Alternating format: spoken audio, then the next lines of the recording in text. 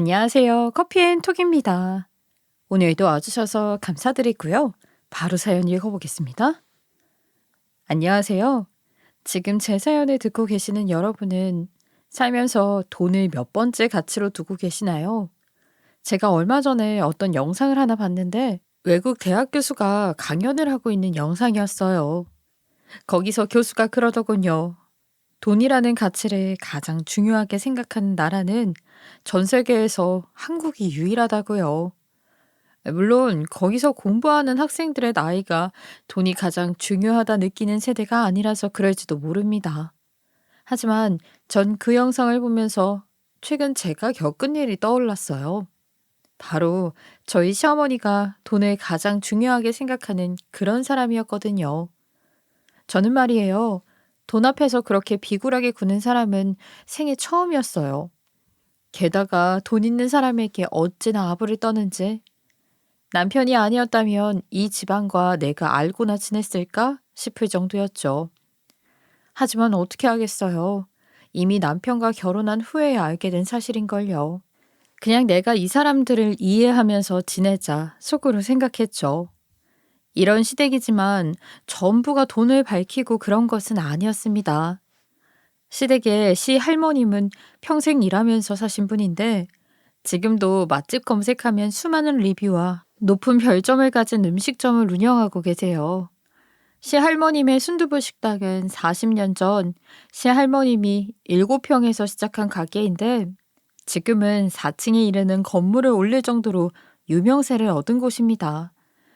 왜 우리가 오픈런이라고 해서 맛집 한번 먹어보겠다고 오픈 전부터 줄을 서잖아요?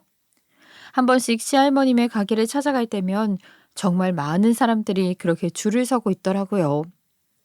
웬만한 유명 식당, 기업들은 부럽지 않을 정도로 유명한 식당을 운영하는 시할머님이 그나마 시댁에서 굉장히 존경하는 어른이었어요. 시할머님이 이런 유명세에 돈을 많이 버셨겠지만 그렇다고 호락호락 주머니를 여시는 분은 아니었어요.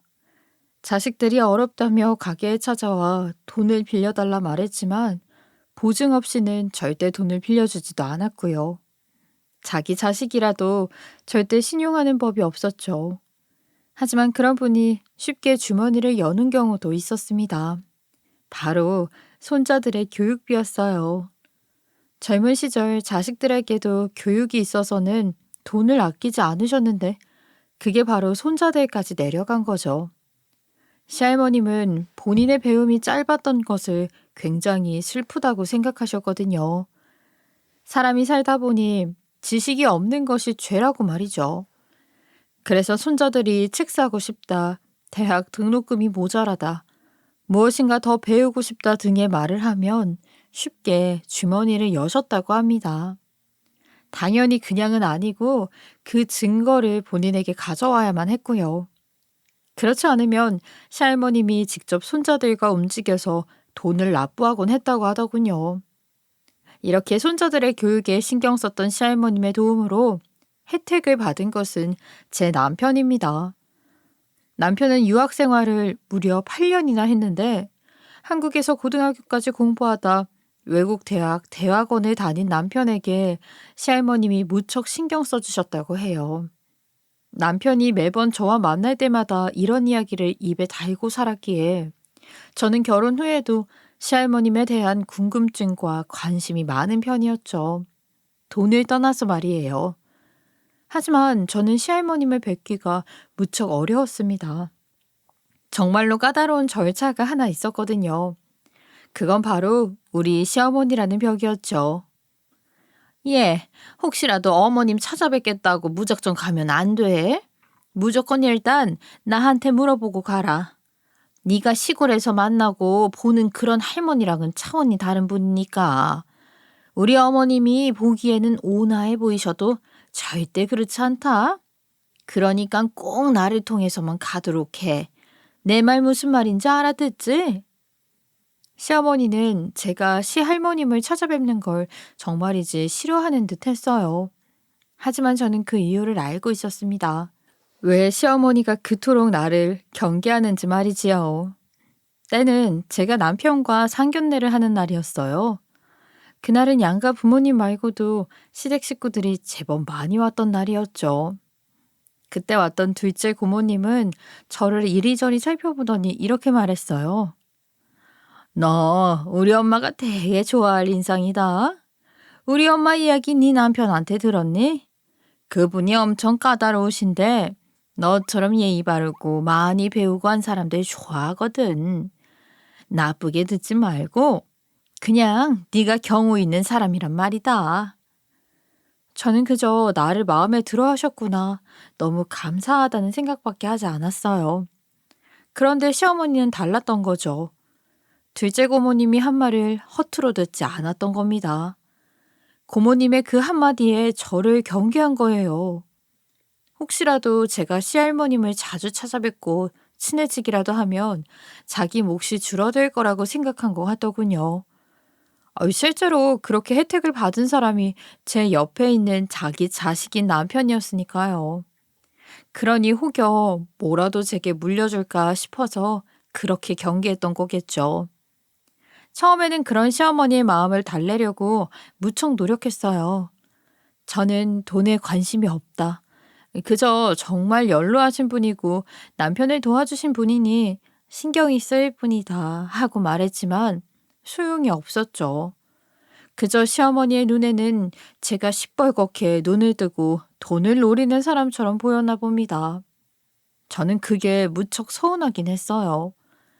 아무리 제가 순수한 마음으로 다가가도 결국은 시할머니 돈이나 밝히는 손자 며느리로 보이겠구나 싶었죠. 그래서 이런 생각을 가진 다음에는 전보다 다르게 행동이 조심스러워졌어요. 제가 한 번이라도 돈이라는 이야기를 꺼내면 나는 정말 그런 사람이 될 수도 있겠다 싶었으니까요. 그러다 남편과 함께 시할머님의 가게에서 외식을 하게 되었는데 제 눈에 들어오는 무언가가 있는 거예요. 바로 그 넓은 가게를 운영하시는 시할머님의 곁에 가족 누구도 없다는 겁니다.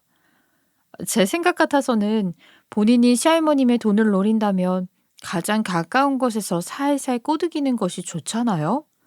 실제로 드라마에서도 자주 볼 수 있는 모습이기도 하고요.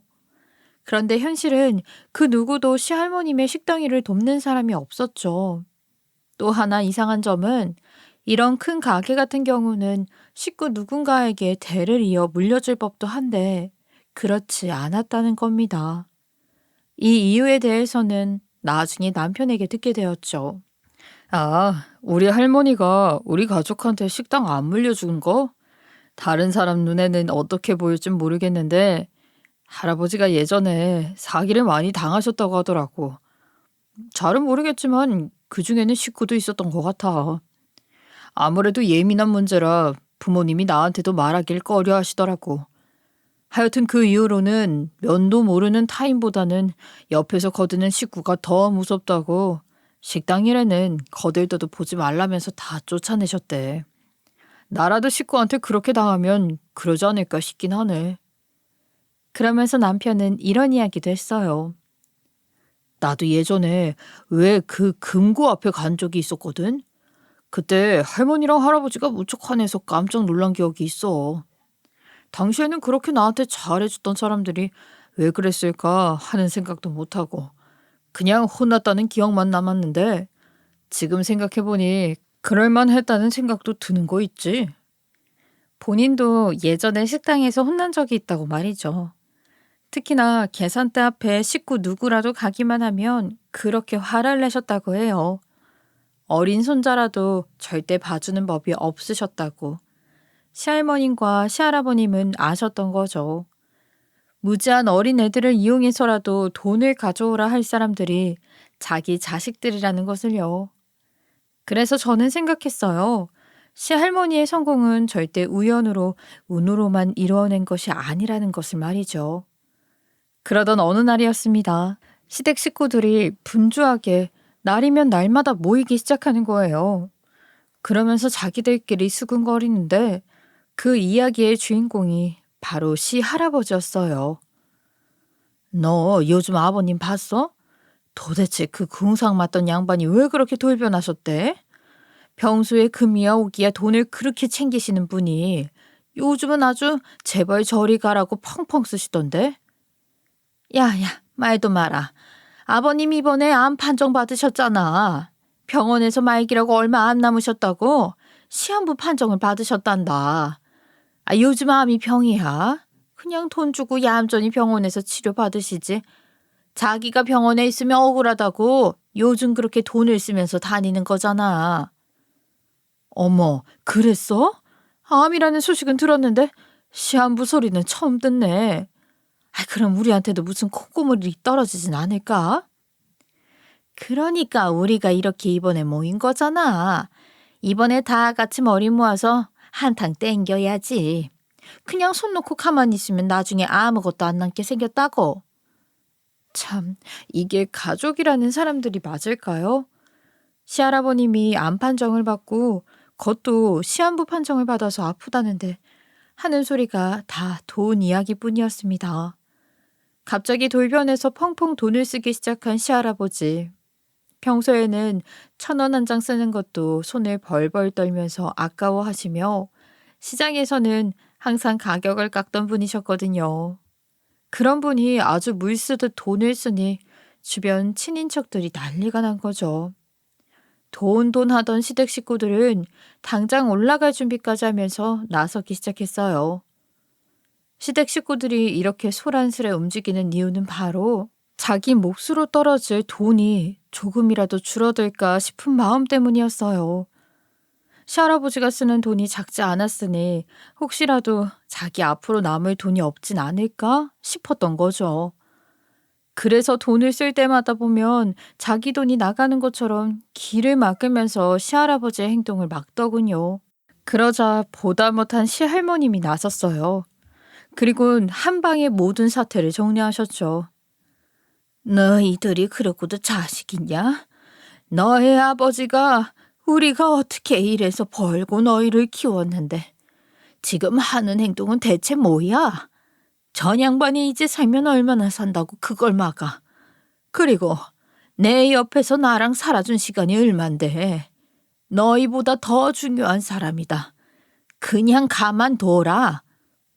시댁의 경제권을 꽉 쥐고 있던 시할머님이 이렇게 말하니 그때부터는 아무도 나서지 않더군요. 마치 입이 막힌 사람처럼 불만스러운 표정만 하고 있었죠. 그래서 그 이후로는 시할아버지는 초호화 여행에 외제차에 평생 누리지 못했던 고급스러운 모든 것은 다 즐기고 가셨습니다. 저도 그게 마땅하다 생각했고요. 생각해보세요. 평생을 돈만 벌어온 사람들입니다. 그런데 덜컥 병에 걸렸다고 생이 얼마 남지 않았단 소리를 들으면 어떤 마음이 생기겠어요? 게다가 누가 죽어서 돈을 들고 갑니까? 공수래 공수거라고 모든 사람은 빈손으로 태어나서 빈손으로 가는 겁니다. 시할아버님이 누리던 생의 마지막 행복은 당연한 일이었죠.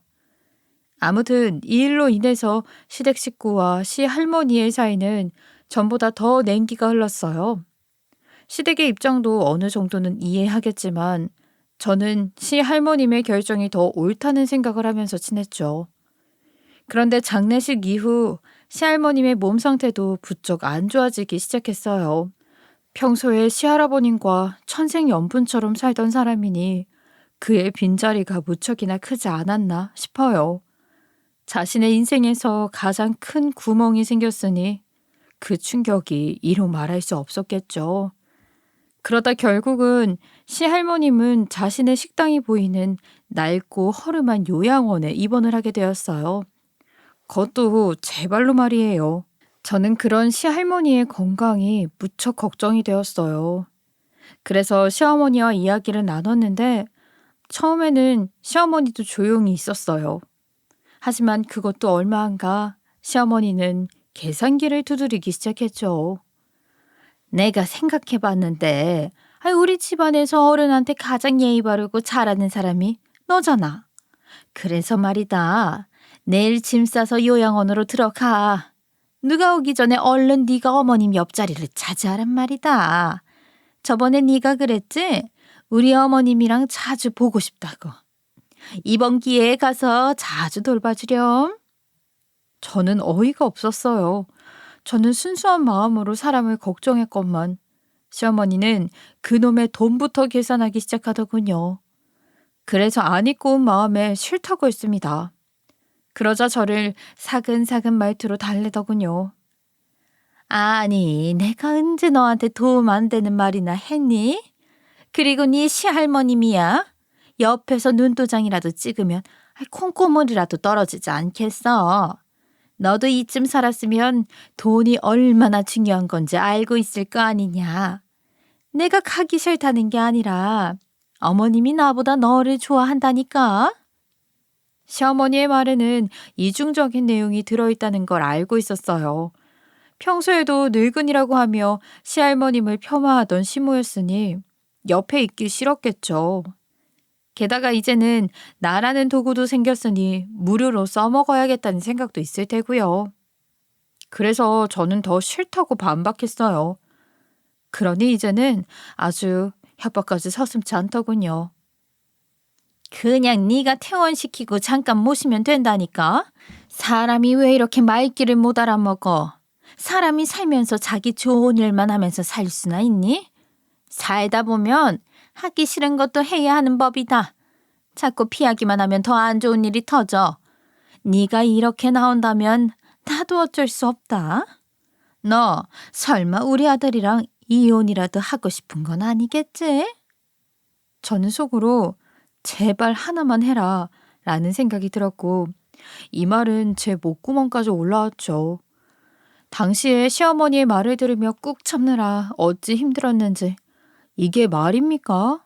자기 며느리에게 자기 아들이랑 이혼하고 싶지 않으면 당장 자기 말대로 하라는 거예요. 지금이 어느 시대예요? 시어머니는 조선시대도 아닌데 제게 강요 아닌 강요를, 그것도 협박을 곁들여가면서 하는 거예요. 참 어처구니가 없죠. 그리고 시어머니가 이렇게 나오는 이유는 한 가지 더 있습니다. 바로 돈이 아까워서였을 거예요. 요양원이 어디 한두 푼이 들어가는 것도 아니니 그마저도 아깝단 생각이 들었겠죠. 이상한 것은 말이에요. 요양원에 들어가는 돈은 전부 시할머님이 번 돈들이라는 거예요. 그런데도 시어머니는 자기 돈처럼 아주 아까워서 미칠 것 같은 사람처럼 굴더군요. 그러니 제게 집에 시할머님을 모셔가라 했겠죠.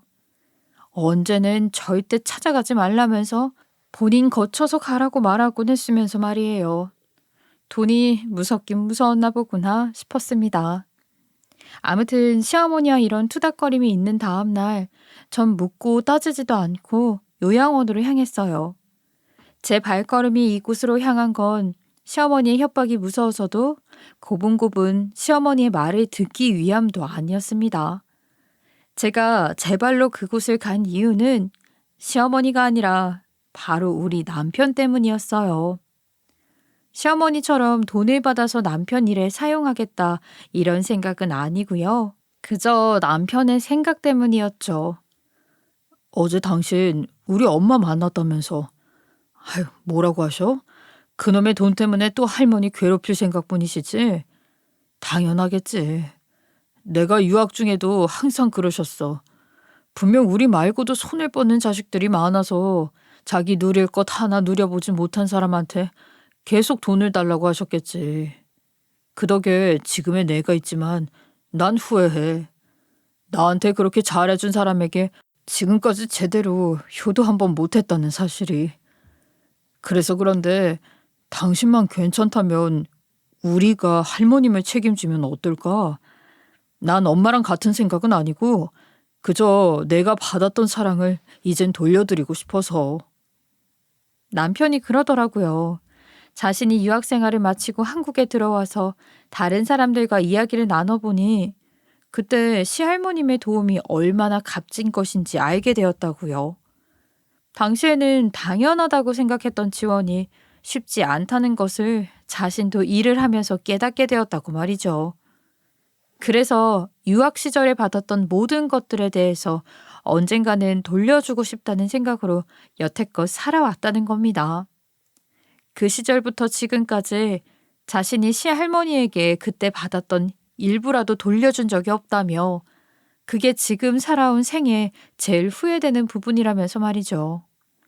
그런 마음에 저는 시할머님이 계신 요양원을 찾게 되었던 거예요.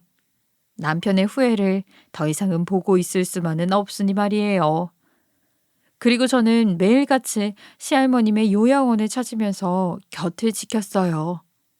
게다가 매일 영상통화로 남편에게 할머니의 일상을 공유하며 오늘은 무슨 일이 있었다. 할머님이 이런 것을 좋아하더라 하면서 이야기를 나눴죠. 그러던 어느 날 하루는 시할머님이 저를 다정하게 부르면서 통장 하나를 손에 쥐어주더군요. 그 순간 저는 덜컥 두려웠습니다. 시할머님이 나를 다른 가족 같은 사람으로 생각하는 것만 같아서 말이에요. 그 순간 서운한 표정이 드러났던 것 같아요. 그런 제 모습을 보았는지 시할머님은 웃으면서 말씀하시더군요. 네가 뭐 때문에 그렇게 곤란 표정을 하는지 내 안다. 그러지 말고 그 통장 일단 열어놔 보고 그런 표정 해라. 내가 다 이유가 있어서 그런 거니. 시어머니가 된 것 같은 느낌에 울적했던 기분으로 시할머님의 말대로 통장을 열어보았어요. 그런데 저는 통장 내역을 보고 놀라고 말았어요. 거기에 찍혀있는 돈 때문이었죠. 저는 시할머님과 그렇게 한참을 서로 마주보고 웃었던 것 같아요. 그런데 그 다음날 시어머니가 어찌 알았는지 제가 통장을 받았다는 사실을 알고 당장에 우리 집으로 찾아왔더군요. 얼마나 불이 나켰으면 머리 정돈도 제대로 하지 않은 채로 말이죠. 너 우리 어머님에게 통장 받았다며? 나한테 숨길 생각이었지? 어디 한번 내 눈앞에 가져와 봐라. 전 그런 시어머니의 말에 한순간의 망설임도 없이 통장을 시어머니 앞으로 대령했어요. 그리고 그 통장을 열어본 시어머니의 눈은 개구리 눈만큼 튀어나왔죠. 왜냐하면 거기에는 감추고 말고 할 필요도 없는 단돈 딱 152만 원이 찍혀 있었거든요. 그렇습니다. 통장의 잔액은 고작 152만 원이었던 거예요. 시어머니가 이런 사실을 주변 친인척에게도 알렸는지 불이 나게 우리 집으로 몰려든 시댁 식구들은 시어머니가 건넨 통장의 잔고를 보곤 허탈하게 그지없단 표정을 짓더군요.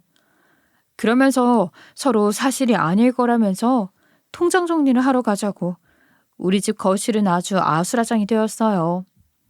그리곤 그 통장 내역이 사실이 아닐 거라며 이젠 저를 의심하고 나서기까지 했어요. 너 현금을 어디 몰래 숨겨놓고 우리한테 이 통장 내역만 보여주는 거 아니야?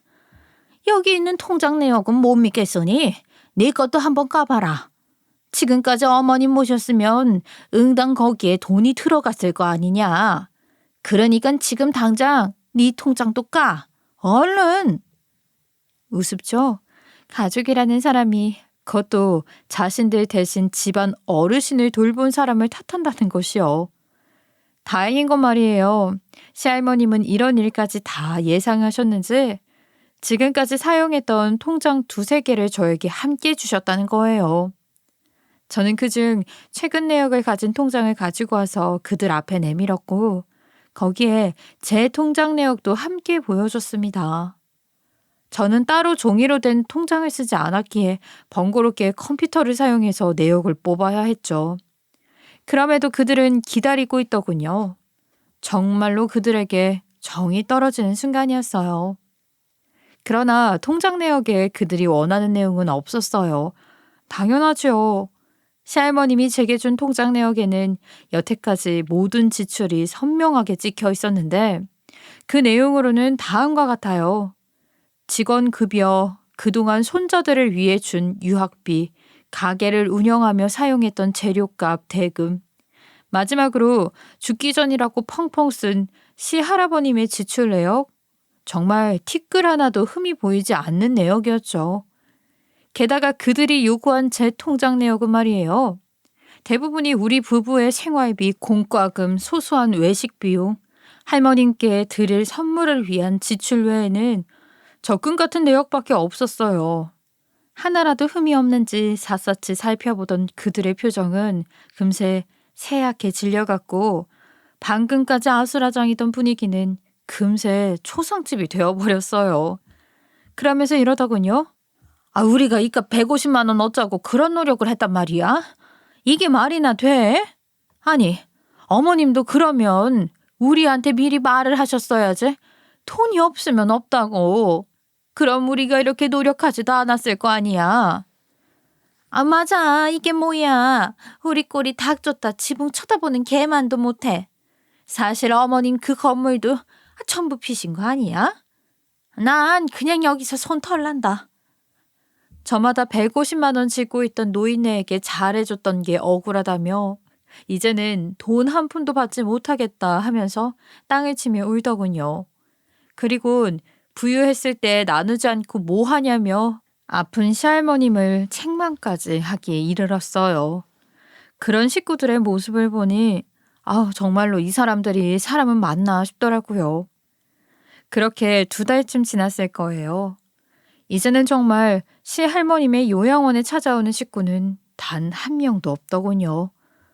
저는 시할머님의 눈치가 보여 조금은 억지스럽게 재밌는 척하곤 했어요. 그리고 다들 바쁜가 보다 하면서 적적할 시할머님의 마음을 달래려고 노력했죠. 저마다 핑계는 좋았어요. 무슨 경조사가 있니 회사 일이 많아서 바쁘다느니 거리가 멀어서 이젠 자주 못 오겠다느니 참 다양한 이유를 대면서 요양원을 등한시하기 시작하더군요. 시할머님의 인생이 돈에 가려져서 이젠 버려졌구나 싶은 마음에 더욱 할머님께 마음을 쓰게 되었던 것 같아요. 그런데 말이죠. 할머님의 표정은 이상하게도 날이면 날마다 전보다 밝아지기 시작했어요.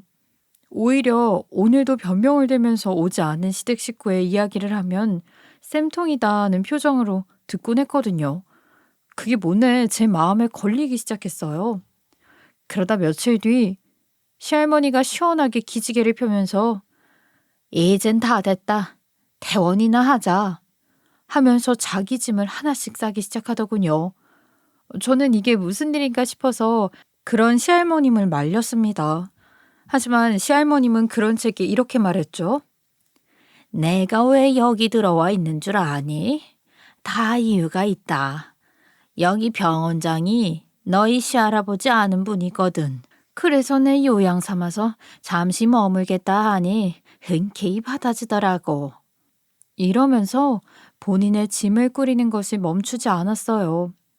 저는 나이 든 사람이 무거운 짐이라도 들까 싶어서 영문도 모른 채 옆에서 열심히 짐을 싸는 것을 도왔습니다. 그러니 다시 이야기를 이어가기 시작하셨죠. 내가 여태까지 아픈 줄 알았지? 난 멀쩡하다. 그저 살면서 정리할 부분이 있어서 잠시 여기 온 거야. 얘야, 너 우리 집에 자주 왔을 때 봤지? 우리 김치 보관하는 창고 말이다. 거기에 내가 평생 제일 맛있게 담가놨던 김치가 있거든. 그거 다 들고 가서 네 남편이랑 나눠 먹어라. 그게 진짜 남 주기가 아까운 거거든. 내 생에 평생 그렇게 맛있는 건 처음이니 남 주지 말고 둘만 먹어. 저는 그런 시할머님의 말에 알겠다고 답을 하면서 안전하게 집까지 모셔다 드리고 왔어요. 헤어지는 마지막까지 시할머님은 가게에 있는 김치를 꼭 들고 가야 한다며 신신당부를 하더라고요. 저는 지금까지 우리에게 고마운 마음에 하나라도 맛있는 걸 먹이고 싶은가 보다 생각했어요. 이런 시할머님의 모습을 보며 마치 영락없는 시골에 살던 우리 할머니 같았어요. 그냥 자신이 먹으면 될 것을 굳이 식구와 나누려고 하는 그 모습을 말이죠. 그래서 전 그 길로 남편에게 연락을 했습니다. 여보, 할머님이 당신 좋아하는 김치 가져가라고 난리다. 우리한테 많이 고마우셨나 봐. 그럴만도 하지. 자기 식구들이 말만 가족이지. 다 돈 때문에 지금까지 할머님 모시려고 했잖아. 얼마 전에 그 사건도 있고 최근 좋지 않은 일이 있었으니 곁을 지켜준 우리한테 좋은 거라도 먹이고 싶으셨나 봐. 그러니 일 마치면 할머님 가기로 와. 알겠지? 남편은 밝은 목소리로 알겠다며 칼퇴근 후 바로 가겠다고 이야기를 하고 전화를 끊더군요.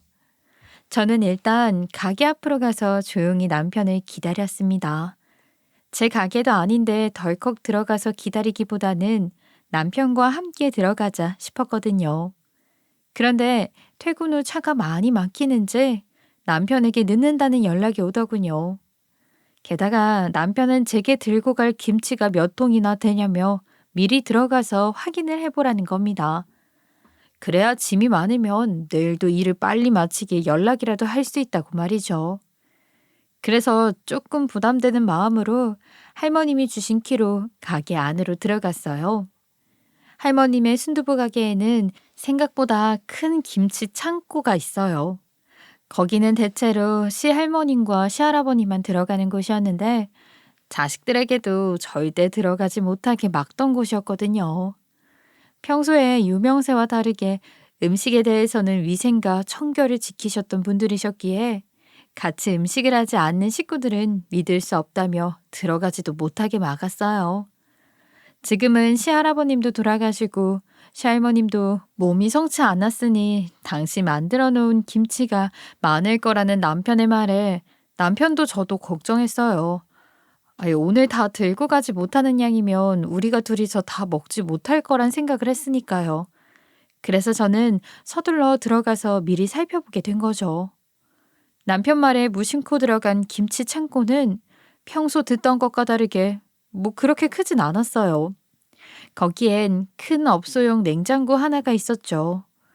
그래서 우리가 들고 가서 먹을 양만큼 들어있겠다 싶은 마음에 냉장고 안에 있는 김치통 하나를 꺼내서 안에 양이 얼마나 되는지 살펴보려 뚜껑을 열었습니다.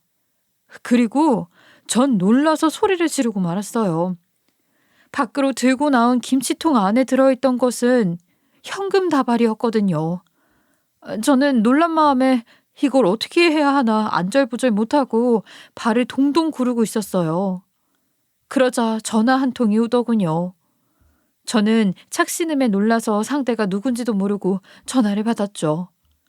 거기서 들린 목소리는 다름 아닌 시할머님의 목소리였습니다. 어때? 내 평생 제일 맛있게 담근 김치 맛이. CCTV로 보니까 내 너무 당황한 것 같아서 미리 전화한다. 내가 말이야, 다른 애들한테는 주기 싫으니까 너희 둘한테만 주는 거야. 집에 두고두고 잘 먹어라. 아껴서 평생 먹어야 한다. 저는 얼떨떨한 마음에 감사하단 인사 한마디로 전화를 끊을 수밖에 없었어요.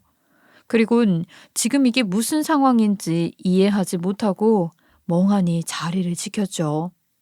그러다 얼마 뒤 도착한 남편도 제가 멍하니 있자 무슨 일이냐며 놀랐고 전 그저 김치통을 손으로 가리키고 있었어요. 제 손을 따라 김치통을 열어본 남편은 저와 똑같이 깜짝 놀라서 바로 통 뚜껑을 닫더군요.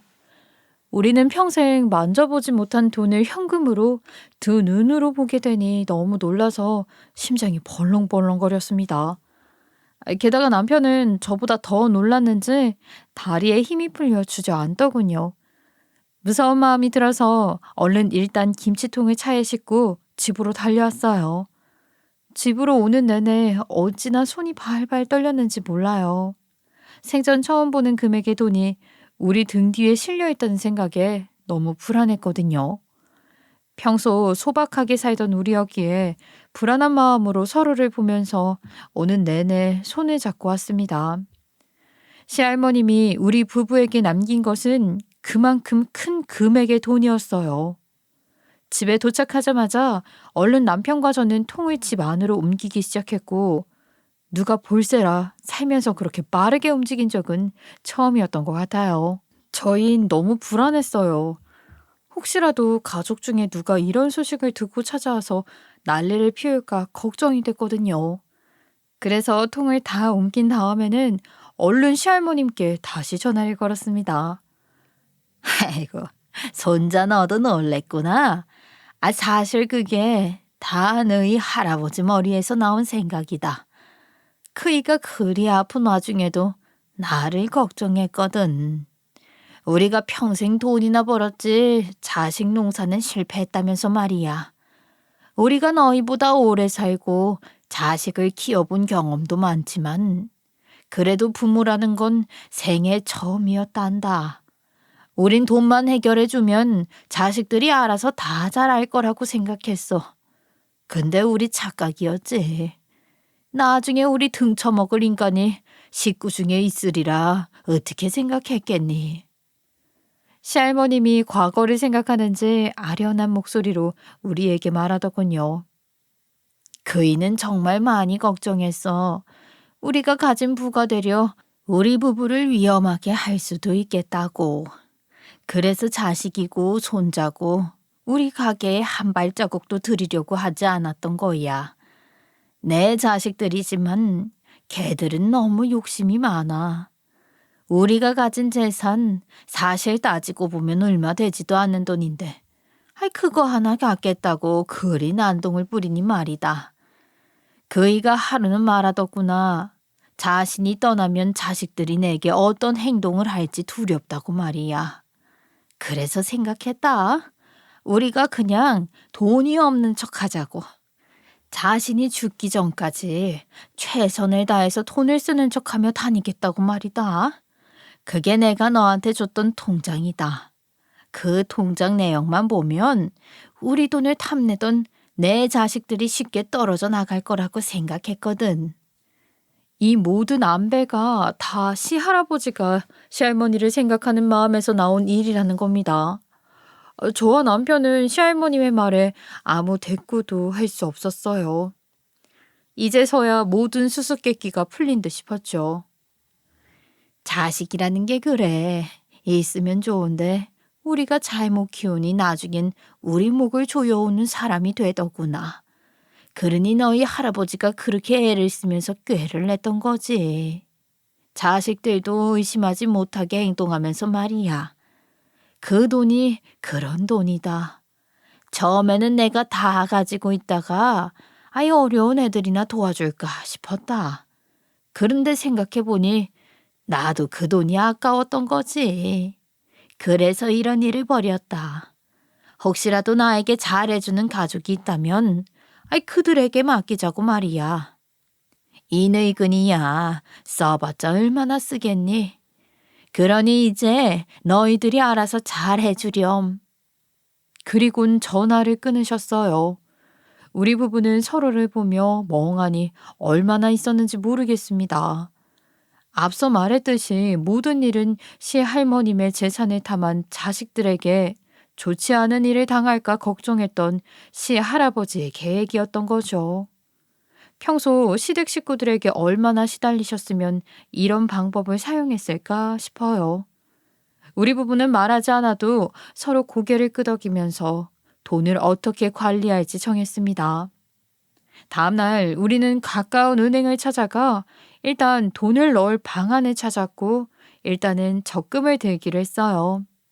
아무래도 우리가 갑자기 많은 돈을 은행에 넣었다는 소식을 들으면 어디서라도 이야기가 셀 것 같았거든요.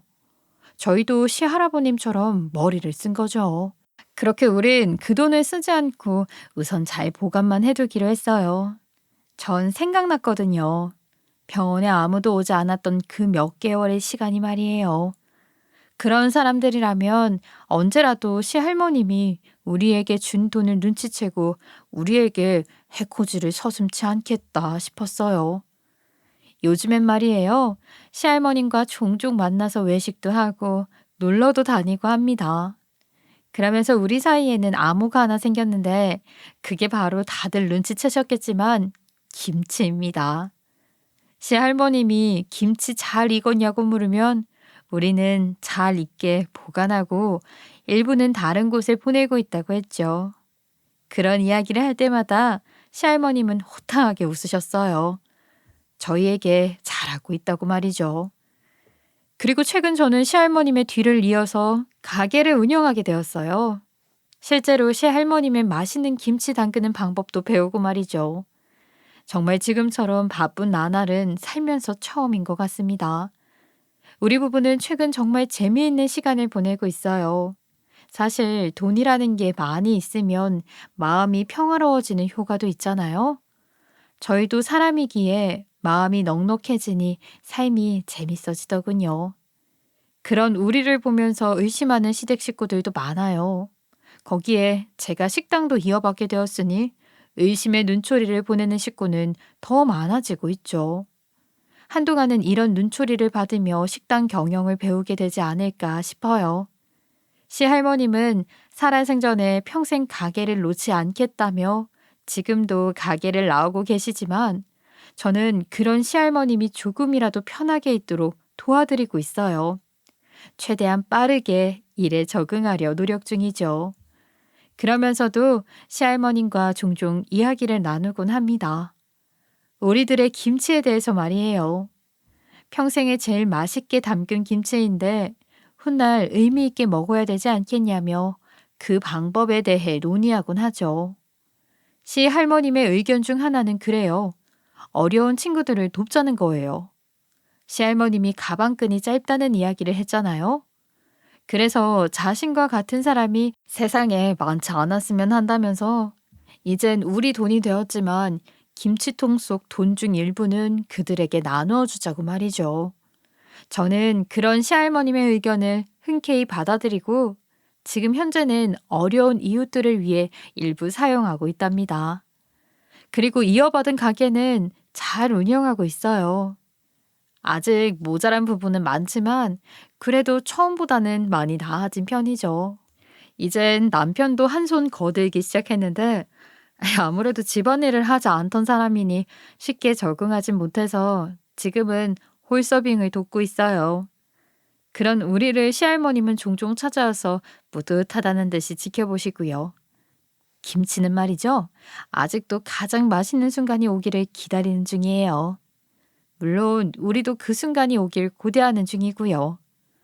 적지 않은 금액이니만큼 중요한 날 정말 필요하다 싶을 때만 쓰려고 합니다. 제 김치 이야기는 어떻게 들으셨는지 모르겠네요. 어찌 보면 저보고 복권 당첨됐다고 이야기하시는 분들도 있을 거예요. 맞아요. 어떤 시선으로 보면 그럴지도 모르죠. 재미있는 것은 조상님들 말이 하나도 틀리지 않았단 거예요. 뿌린 대로 거둔다는 말이 있잖아요.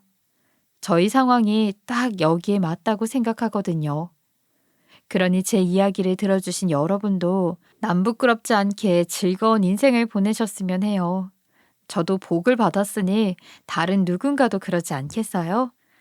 지금까지 제 긴 이야기 들어주셔서 감사하고요. 다음에도 좋은 이야기 있으면 또 사연 보내도록 하겠습니다. 지금까지 커피앤톡이었습니다. 오늘도 끝까지 함께 해주셔서 감사하고요. 다음 영상으로 또 찾아뵙겠습니다.